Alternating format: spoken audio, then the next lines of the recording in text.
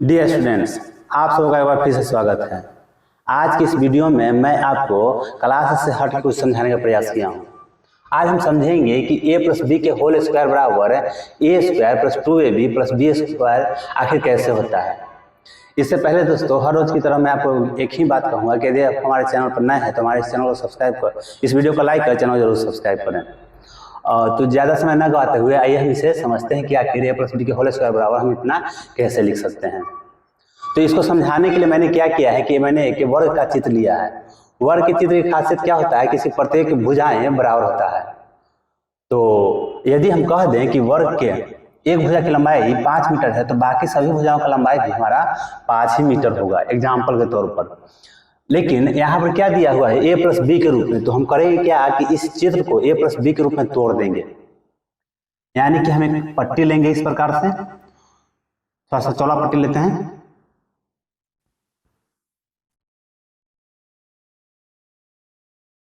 अब देखो, यहां से लेके यहां तक का लंबाई हमारा ए है और यहां से लेके यहां तक की लंबाई बी हो जाएगा। इतना ही बी चौड़ाई का पट्टी हम इस तरह भी खींच देंगे।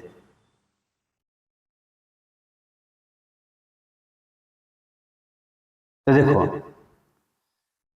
इस बी से मेरा कहने का मतलब है कि यदि हम वर्ग की बात करें तो इस वर्ग में एक भुजा की लंबाई हमको पता चल गया कि ए है, तो बाकी सभी भुजाओं का लंबाई भी हमारा ए हो जाएगा। या इस प्रकार भी समझ सकते हैं कि यहाँ ए वाला ए है, ए वाला बी है, तो ए हो जाएगा और यहां से यहाँ ए बी हो जाएगा। ठीक। अब इस कहने का मतलब कि यहाँ से यहाँ इतना चौड़ाई बी है, तो इस छोटा जो वर्ग है उसका भी चौड़ाई हमारा बी हो जाएगा। इस वर्ग की प्रत्येक भुजाओं के बारे में बात किया जाए तो प्रत्येक भुजा की लंबाई बी लिख सकते हैं। ठीक। तो मेरा कहने का मतलब कि बड़ा वर्ग की भुजा और छोटा वर्ग की भुजा के बारे में हमको जानकारी मिल गया। उसके बाद इस आकार को यदि गौर से देखें तो यह आयत है और यहाँ भी हमारा आयत है। तो आयत के हमारा चौड़ाई और लंबाई मिल जाता है तो हम क्षेत्रफल ज्ञात कर सकते हैं। वर्ग का क्षेत्रफल निकालने के लिए भुजा स्क्वायर कर देते हैं। तो यदि हम सबसे पहले पूराकृति की बात किया जाए, पूराकृति का क्षेत्रफल निकालना चाहे हम, तो इसका एक भुजा की जानकारी होना चाहिए।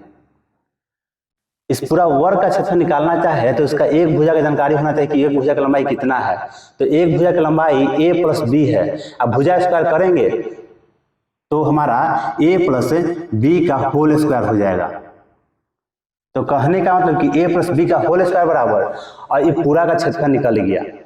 तो हम बाकी टुकड़ा टुकड़ा करके निकाल लेंगे। टुकड़ा टुकड़ा करके निकालने से क्या हुआ कि हम इस वर्ग का क्षेत्रफल निकाल लेंगे, साथ में इस वर्ग का क्षेत्रफल निकाल देंगे और इन दोनों का क्षेत्रफल, इस दोनों आयत का क्षेत्रफल निकाल के हम जोड़ देंगे। जोड़ने से क्या होगा कि हमारा मिल जाएगा। तो चलो करके देखते हैं। अब इस वर्ग का क्षेत्रफल निकालेंगे तो हमारा ए स्क्वायर हो जाएगा और इस वर्ग का क्षेत्रफल निकालें तो बी स्क्वायर हो जाएगा। ठीक। और आयत का क्षेत्रफल लंबाई अगुने चौड़ाई कर देंगे तो आयत का क्षेत्रफल निकल जाएगा। यानी कि हम क्या लिख सकते हैं, ए बी लिख सकते हैं। उसके बाद इस आयत का क्षेत्रफल निकालने के लिए एक ए बी और हो जाएगा। मेरा कहने का मतलब कि इस वर्ग का क्षेत्रफल निकाले हम तो भुजा का लंबाई ए दिया हुआ है तो भुजा स्क्वायर हो गया।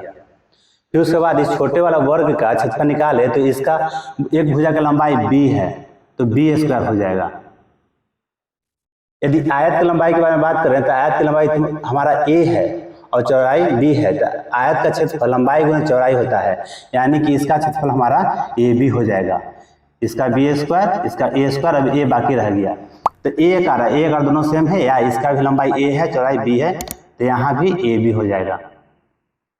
अब हम करेंगे क्या कि ए स्क्वायर प्लस बी स्क्वायर अब प्लस ए बी, यानी कि सबको हम जोड़ देंगे।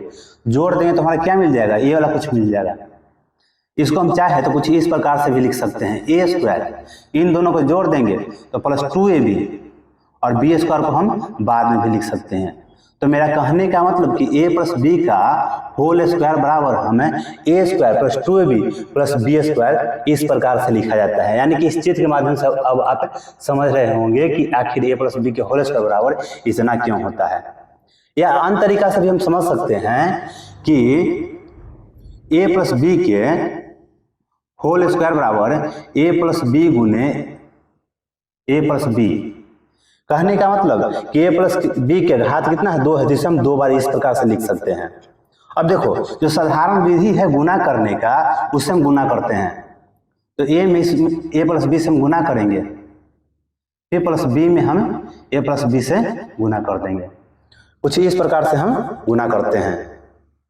तो हमारा यहाँ a में a से गुना करेंगे तो a स्क्वायर मिल जाएगा, और इसमें गुना करेंगे तो a भी मिल जाएगा। फिर उसके बाद इसमें इससे गुना होगा तो a b, और उसके बाद इसमें इससे गुना कर दें तो b स्क्वायर हो जाएगा। तो हम क्या लिख सकते हैं, a प्लस बी के होल स्क्वायर बराबर हमें a square plus 2ab plus b square लिख सकते हैं।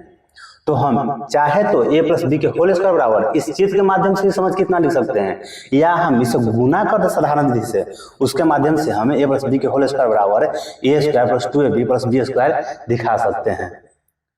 तो मैं उम्मीद करता हूं कि आपको यह बात अच्छी तरह से समझ में आई होगी कि आखिर हम क्यों a प्लस बी के होल स्क्वायर बराबर a square plus 2ab plus b square लिखते हैं।